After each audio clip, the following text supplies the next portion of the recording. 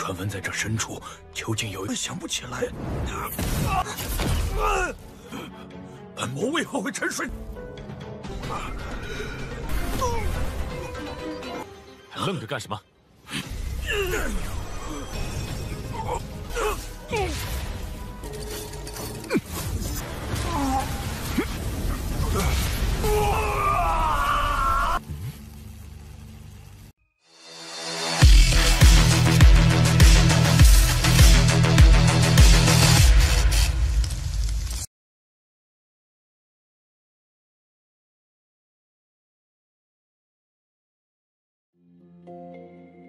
？Halo semuanya, selamat datang di Ruang Sinema. Bagaimana kabar kalian semua? Semoga selalu sehat dan baik-baik saja. Sesuai jadwal, jadi pada hari ini kita akan kembali melanjutkan series Donghua Martial Master episode terbaru, yang mana ini adalah episode yang ke-569. Bagi yang bergabung dengan series ini, kita sudah sediakan playlistnya. Jadi kalian bisa mudah mencari di mana episode awal dari series ini. Namun sebelum kita mulai episode terbarunya, kita akan melihat dulu apa saja yang telah terjadi pada episode sebelumnya. Tepatnya pada episode 568. Kemarin Claude Dao mencoba menghentikan tindakan Tuan Mokara untuk menyerang Qingchen dan para gadisnya. Pasalnya bagaimanapun mereka adalah orang-orang yang sudah membangkitkannya. Namun Mokara tidak ingin mendengarkan apa yang dikatakan oleh Claude Dao atau Yongye ini. Alhasil mereka pun sempat terlibat pertarungan yang cukup sengit, di mana awalnya Yongye sempat mengimbangi kekuatan Tuan Mokara. Tapi seiring berjalannya waktu, perlawanan yang dia berikan mulai timpang sebelah, di mana Mokara berhasil melukai Yongye. Namun semua itu masihlah belum cukup untuk menghabisi dirinya. Yongye pun memberitahu kalau Raja Iblis telah memberikan misi kepadanya. Andai saja Mokara mengganggunya, maka sama saja ia telah menentang kehendak Raja Iblis. Selain itu, Qingchen bersama Qiansu memperlihatkan benih parasit yang mereka miliki. Sekarang kita akan melanjutkan episode terbarunya. Qingchen bertanya kepada Mokara sebenarnya tempat apakah ini. Ternyata dulu ini merupakan kuil warisan iblis miliknya. Namun lama-kelamaan tempat ini diubah menjadi sebuah penjara. Rumor mengatakan terdapat makhluk yang sangat mengerikan berada di tempat ini. Kekuatannya bahkan mungkin tidaklah dapat dia bayangkan. Di tengah pembicaraan tersebut, tiba-tiba saja Mokara mengalami sakit di kepalanya. Karena entah kenapa dia itu tidak dapat mengingat kejadian sebelumnya. Ia pun mencoba sekeras mungkin, namun yang ada malah dia yang mengalami kesakitan. Ini pun membuat Qingchen dan yang lainnya terkejut. Pasalnya Mokara tiba-tiba saja bersikap aneh. Ia bahkan melukai dirinya sendiri dengan cara menabrakkan diri ke tembok tepat di sana. Sepertinya Mokara berusaha untuk membuka ingatan tersebut, namun tidaklah bisa.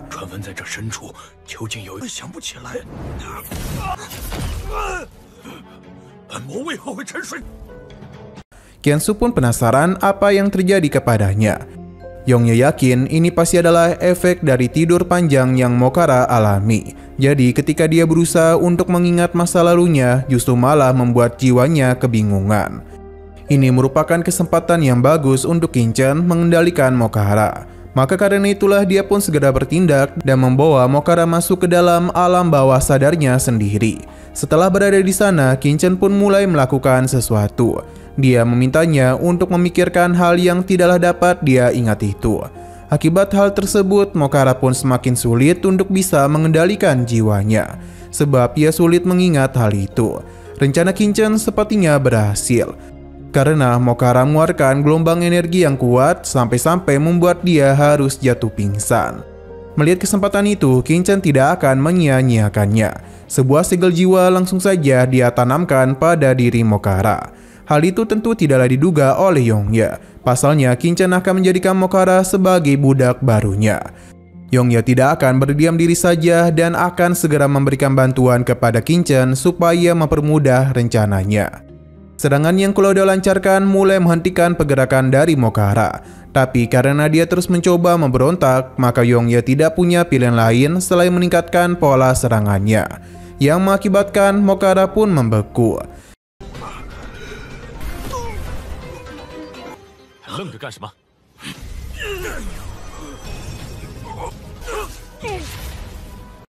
Qingchen segera masuk ke dalam alam bawah sadar Mokara.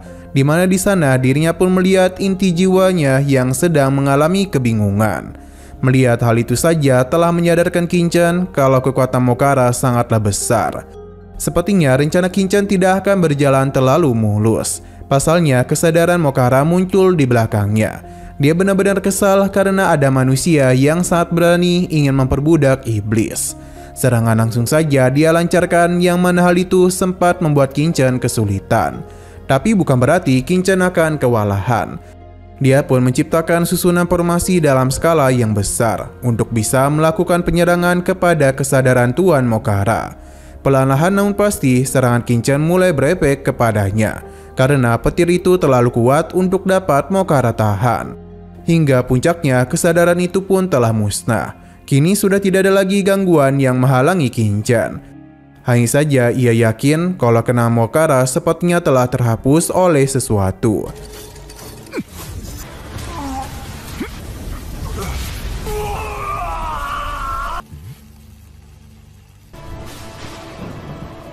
Di sisi luar terlihat kalau para gadis Qingchen penasaran apakah dia itu berhasil atau tidak. Karena sesaat kemudian Mokara telah sadarkan diri.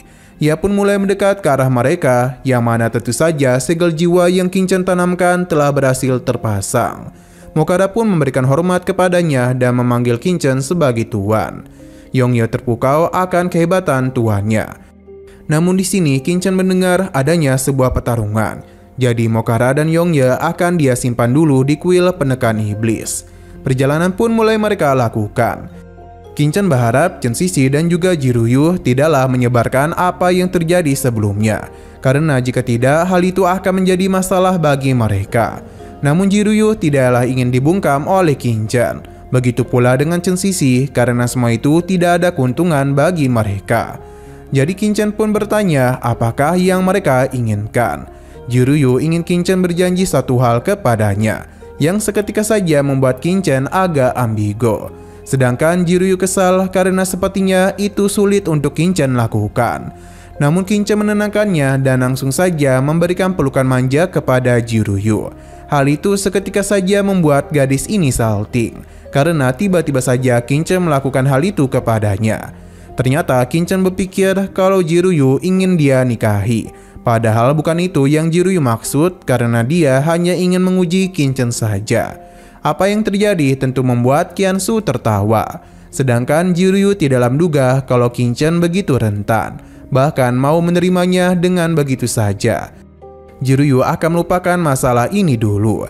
Sedangkan Qingchen bertanya apakah Chen Xixi juga ingin dia nikahi. Namun Chen Xixi justru memberikan godaan manja kepada Qingchen. Selain itu dia juga memberitahu kalau saat ini dia tidaklah memiliki permintaan apapun.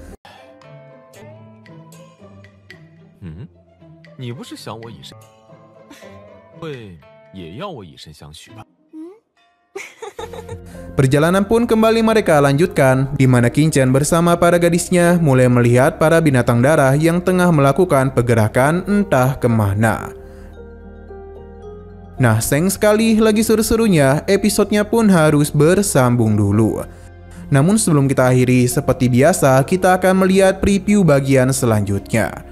Berhubung para binatang darah ini merupakan harta berjalan, maka tanpa pikir panjang, Qingchen langsung saja melakukan penyerangan kepada mereka. Karena dan gitulah dia baru bisa mendapatkan harta dari para binatang itu. Perlahan namun pasti, Qingchen sudah berhasil menghabisi begitu banyak binatang darah, yang mengakibatkan perhatian para binatang ini mulai tertuju kepadanya. Namun Qingchen tidaklah takut dan akan meladeni mereka semua.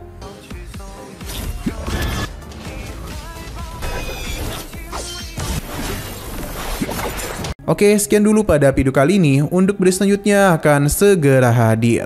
Jadi bagi kalian yang ingin mengikuti series ini, langsung saja klik subscribe dan aktifkan loncengnya. Terima kasih yang sudah menonton video sampai habis. Jika kalian suka pada video ini, klik like dan share ke teman-teman kalian tentang channel ini. Dan ditunggu aja kelanjutannya. Oke, sampai jumpa di video selanjutnya.